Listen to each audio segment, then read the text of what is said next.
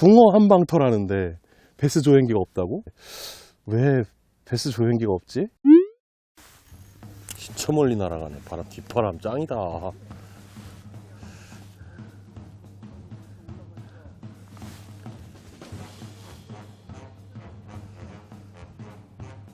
오케이.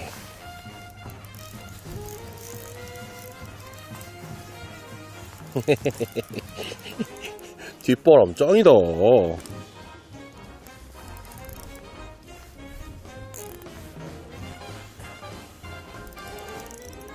크진 않지만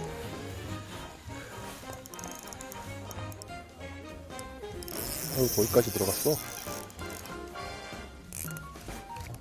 이렇게.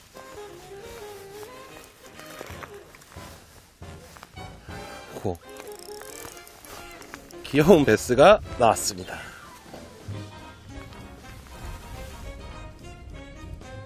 피가 좀 나가지고 지혈을 하고 있습니다. 예전에 말씀드렸지만 탄산을 부어주면 그러면은 이산화탄소를 딱 만나면 피가 탁 굳는다고 해요. 어류에 피가 굳는 원리가 그 물속에 떠있는 이산화탄소를 만나서 딱 굳는 거라고 하니까 이렇게 피가 많이 나면 어떡하지? 당황하지 마시고 차에 한 개쯤 있는 이런 콜라를 이용을 해서 딱 해주시면 이렇게 거짓말처럼 피가 딱 하고 멈춥니다.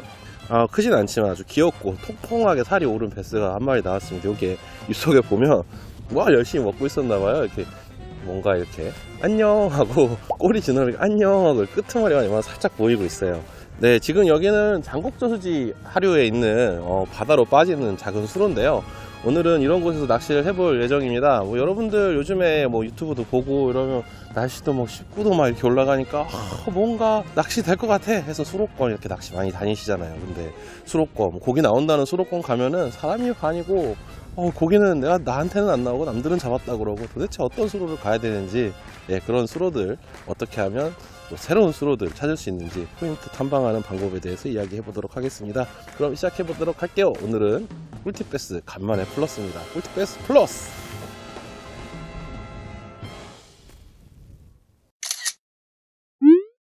네, 꿀팁베스 플러스 시작해 보도록 하겠습니다. 보셨죠? 제가 한 마리 탁 또 낚아내는 거. 저의 이 쇼크리더. 피디님, 이게 쇼크리더 가르쳐 주고 나서 좀 보람 있으시죠?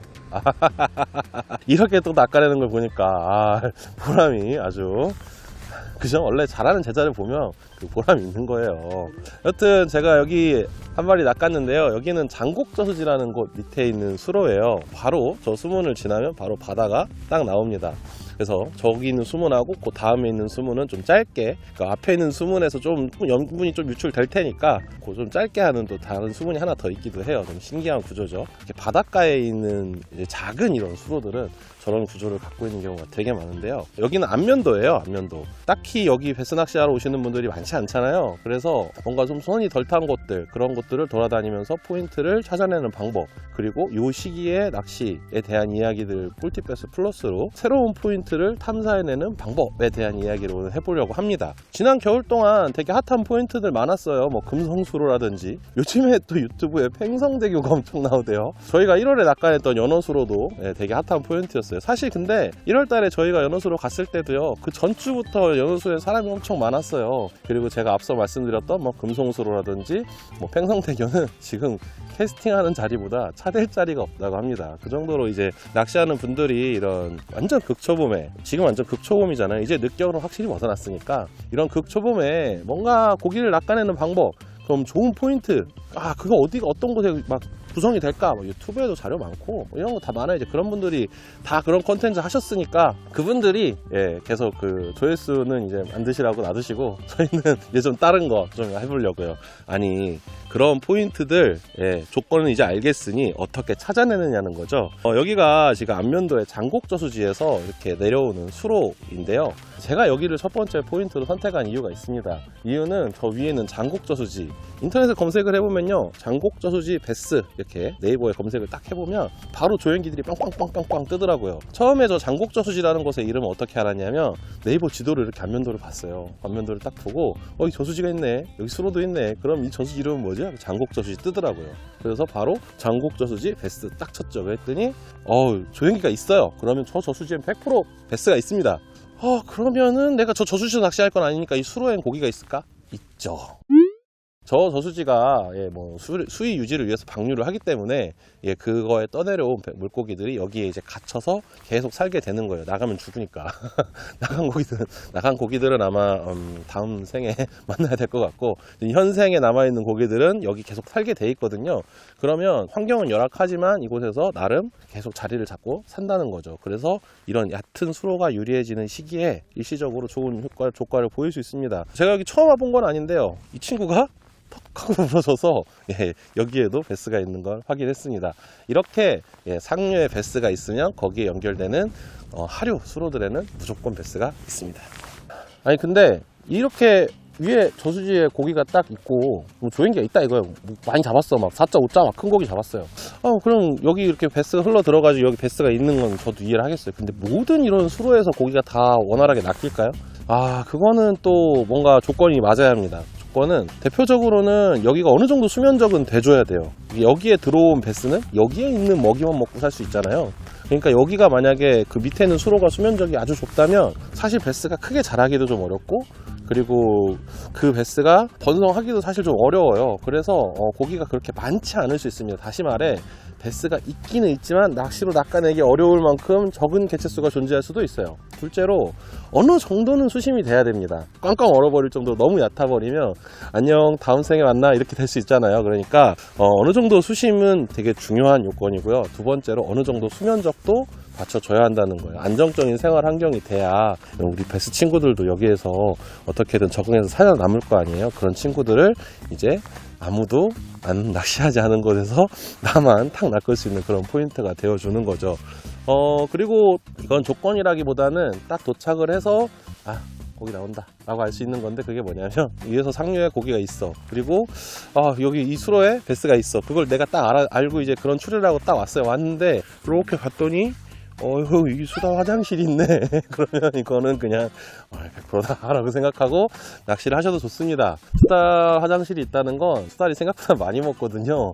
많이 먹는 이 친구가 여기를 사냥터로 사냥을 해도 될 정도로 많은 어자원이 안에 있다는 거니까 여기는 그래도 어느 정도 수생태가 돌아가고 있구나, 우리 베스 친구도 여기서 뭐 한 가지 담당을 하고 있겠거니 하고 낚시를 딱 시도해 보시면 괜찮다라는 거죠. 그래서 첫 번째는 일단 일정한 수심, 어느 정도 수심이 받쳐줘야 된다는 거고, 두 번째는 이제 어느 정도 수면적이 받쳐줘야 한다는 거예요. 그리고 세 번째, 현장에 도착해서 결정적인 힌트는 바로 수달의 화장실이라는 겁니다.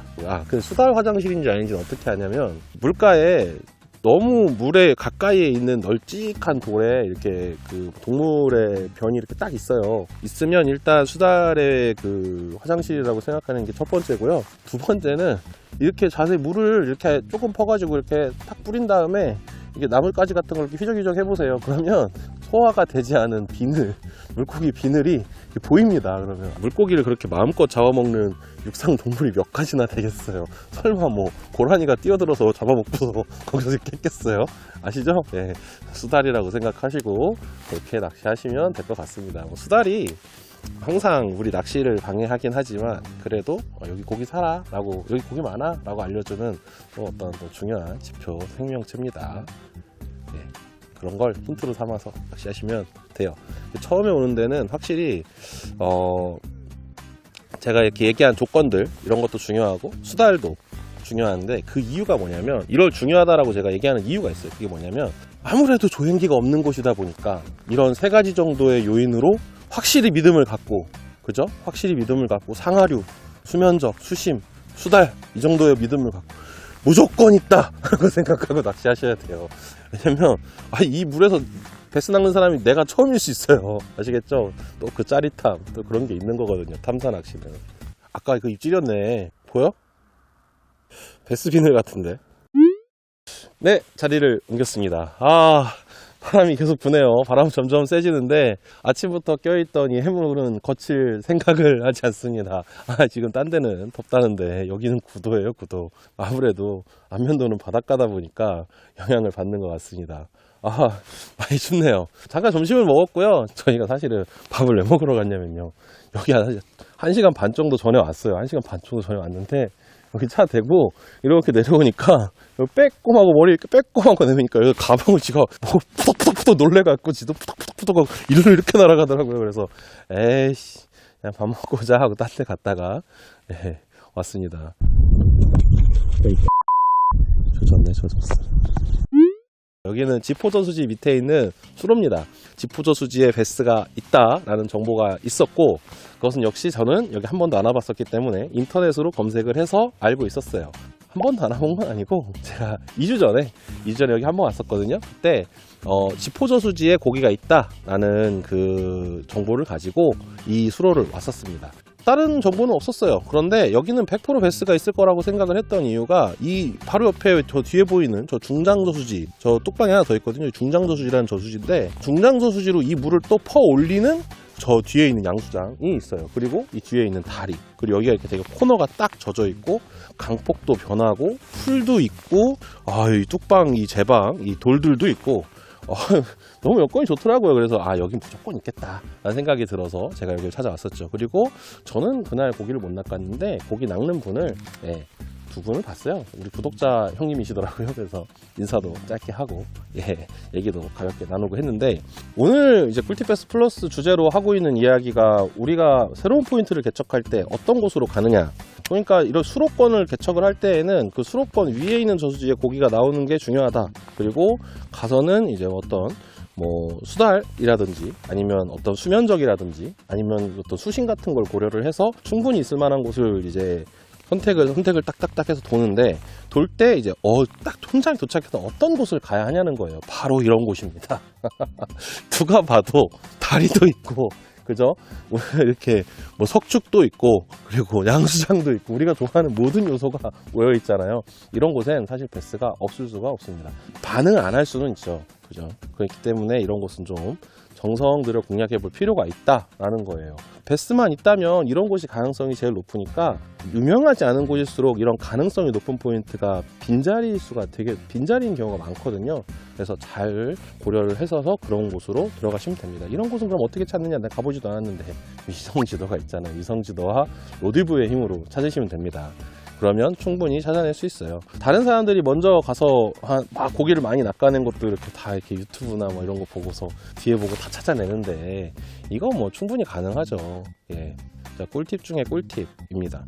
어쨌든 정리를 해보면 중요한 것, 베스가 있다라는 정보를 확신을 갖고 어떤 포인트에 도착을 했어요. 도착을 해갖고 낚시를 할 때 우리가 이제 여러 가지 것들을 고려를 해서 베스가 있다라고 생각을 해서 현장에 도착한다면 이렇게 그럴싸한 구조물, 지형, 폭이 변한다든지 이렇게 흐름이 바뀌는 이런 지형들, 그런 것들을 충분히 고려를 해서 믿을만한, 내가 생각해도 여긴 있겠다 싶은 포인트만 치는 게 되게 중요합니다. 그래야 한 마리 낚을 수 있어요. 그리고 제가 한 가지 힌트를 드리면 이런 곳에서 한 마리 딱 물면 여지없이 쏟아질 수도 있습니다. 진짜 사이즈도 아시죠? 손 한 탄 자리에 최고 장점, 사이즈, 마리수 모두 가능하다는 거, 이것이 바로 독탕의 묘미. 아이고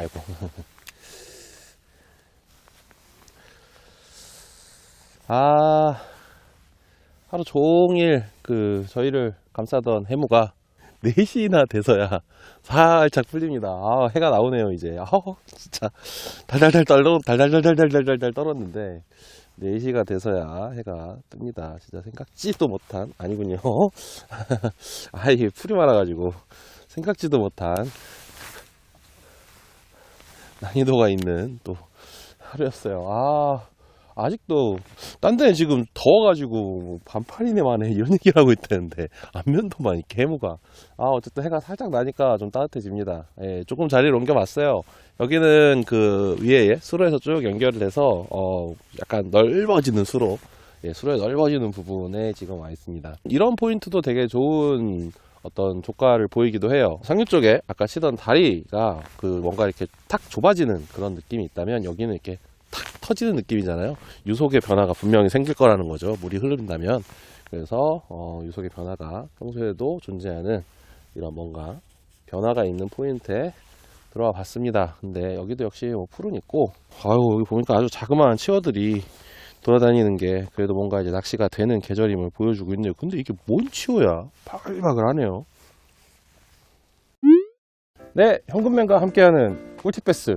초봄에 어떻게 해야 우리가 포인트를 개척할 수 있나에 대한 이야기를 지금까지 쭉 같이 해봤어요. 첫 번째 단계는 일단 검색을 활용해라. 검색을 활용을 해서 어디에 고기 나왔다. 그게 아주 이제 입문 단계죠. 그래서 네이버 지도라든지 로드뷰들을 통해 가지고 뭐 이렇게 찾는 거예요. 그래갖고 사진을 보고 여긴 것 같아. 쫓아가는 거죠. 저도 어렸을 때 많이 했고, 그리고 저도 이제 그런 단계를 통해서 이제 여러 포인트들을 알게 됐죠, 처음엔.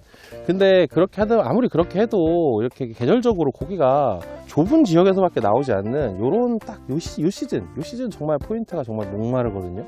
그럴 땐 제일 좋은 방법이 제가 말씀드린 것처럼 이런 수많은 수로들, 사실 정말 이름난 포인트들 말고도요, 우리나라에는 정말 이런 조그맣게 막고 막 이렇게 해가지고 만들어 놓은 저수지와 그에 따른 수로들이 바닷가에 정말 많습니다.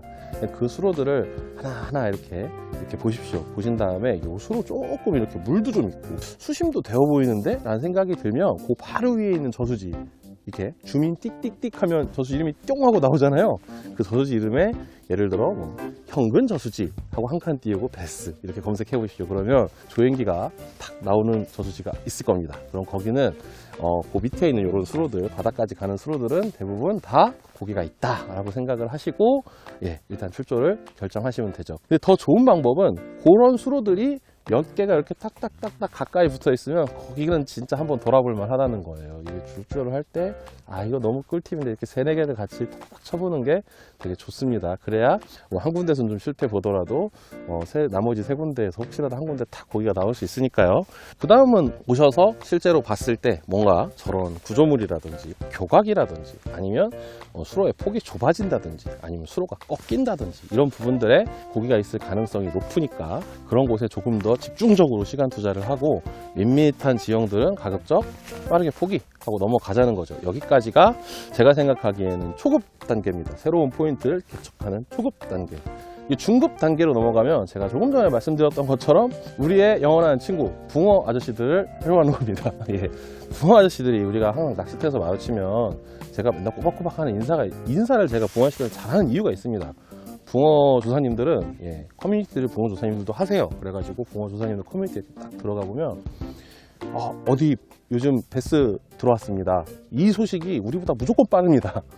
우리는 탐사를 가야 잡지만 그분들은 베스가 없던 곳에서 갑자기 베스가 나오면 여기 베스 유입됐네요. 이 이야기들이 많이 나거든요. 그래서 붕어 커뮤니티를 염탐해서 여기에 베스가 유입됐구나 하는 소식을 빨리 캐치하는 방법이 있습니다. 그리고 3단계, 중급 단계를 지나서 고급 단계, 이제 고급 단계가 되면 이거 좀 피디님하고 제가 쓰는 진짜 이 최고의 고급 단계인데 핵심 중에 하나가 이거예요. 그 붕어 커뮤니티에 이렇게 보면 흔히 이야기하는 대물터가 있습니다.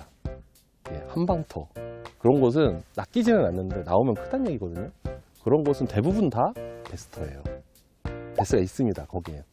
그러니까 베스 조행기는 없는데 한방터가 있어요. 거기는 거의 베스가 엄청 많을 가능성이 높아요. 그러니까 그런 곳을 꼭 교차 검색하셔서 찾으시면 되고요. 진짜 꿀팁이 하나 더 있습니다. 그게 뭐냐면 내가 마지막으로 갈 때 여기는 가지 말아야겠다 라고 한 개를 포인트를 덜어내는 방법이요. 하나 덜어내면 그 시간이 그만큼 줄어드니까요. 뭔가 다른 데 포인트에 시간을 투자할 시간이 많아지죠. 몇 군데를 이렇게 정했어요. 포인트를 정해놓고 해당 포인트에 어떤 땡땡 수로 이름에 붕어 조행기를 검색해 보는 겁니다. 붕어 조행기를 딱 검색해 봤는데 붕어가 막 이만씩 한 것만 나와요. 그러면 거긴 오케이.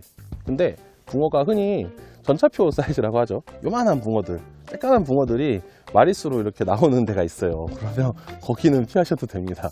작은 붕어들이, 귀요미들이 이렇게 잘 성장하고 있다는 건 일단 그걸 잡아먹을 만한 큰 베스들이 그렇게 많지 않다는 거거든요.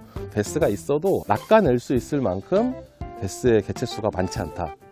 낚시로 낚아낼 수 있을 만큼 많지 않은 거예요. 그러면 상대적으로 낚시가 어려워서 고기를 꺼낼 확률이 많이 줄어듭니다. 그래서 그런 곳들은 요거는 내년이나 후년에 가자. 꿀팁 패스 플러스로 오랜만에 찾아와 봤는데요. 안면도는 처음인데 첫 패스 탁 나오고 뭔가 나올 줄 알았는데 오늘 해무 때문에 하루 종일 으슬으슬 추운 하루를 보냈습니다. 뭐 대전이나 지금 서울은 16도, 17도 이렇게 나온다는데 여긴 9도예요, 9도. 또 이런 해무라는 생각지 못한 변수 때문에 오늘은 좀 낚시가 잘 되지 않은 것 같아요. 근데 낚시를 제가 해보니까 이런 뭐 예쁜 구조물들도 되게 많고, 돌아다녀 보면 이런 어떤 석축이나 이런 것들도 잘 발달되어 있는 수로들이 이 안면도에는 되게 많습니다. 이 안면도뿐만 아니라 우리나라의 거의 모든 해안에, 그리고 우리나라의 모든 다리로 연결되어 있는 그런 섬들에 이런 지형들이 정말 많이 있으니까요. 항상 고기가 나오는 곳만 가서 나오는 고기 낚겠다 이거 말고, 뭔가 조금 더 진취적으로 내가 새로운 포인트를 개척해보고 내가 가보지 않은 곳에서도 나의 실력을 한번 확인해 보겠어. 우리 꿀팁베스 구독자 형들, 지난 몇 년 동안 낚시 정말 잘하게 되셨잖아요. 그러니까 재밌게 보셨다면 이번 주에 한번 탁탁 검색해서 이 봄을 한번 맞이해 보는 게 어떨까요? 그럼 이번 주 꿀팁베스는 여기까지입니다. 꿀팁베스 플러스 재밌게 보셨다면 구독과 좋아요. 고기. 그렇지. 예.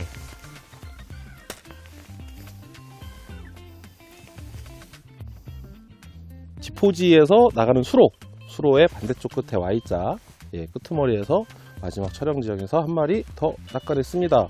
프리리그를 물고 나왔는데요. 여기 지금 앞에 보이는 요 잔챙이 친구들 있잖아요. 요 꼬맹이 친구들, 치어 친구들을 잡아 먹으러 올라온 건지, 아주 좀 작지만 토실토실하네요. 뭐 깊은 곳에서 꺼내지도 않았는데 뭘 자꾸 이렇게 배가 누르면 뭐가 똥 이렇게 나오는 게 이 친구 열심히 먹고 있었던 것 같습니다.